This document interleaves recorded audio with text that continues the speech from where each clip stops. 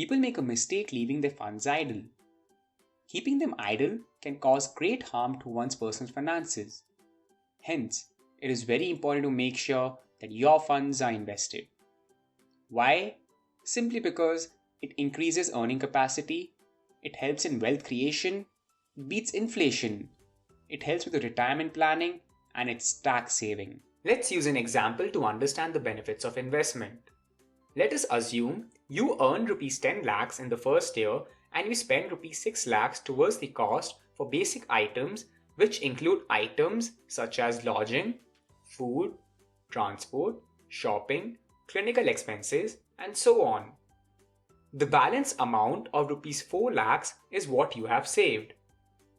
Your salary increases by 10% year on year, and with that, your annual expenses increase by 7%. Now we see two friends, Ayush and Yash. Ayush invests his funds while Yash doesn't.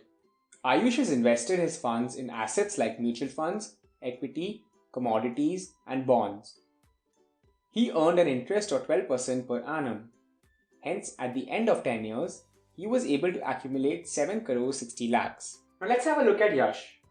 He leaves his fund idle and earns no interest on his funds. Hence, at the end of 10 years, he is able to save only 3 crores 26 lakhs. With the help of the graph, we can see that Ayush's money has grown much faster as compared to Yash's.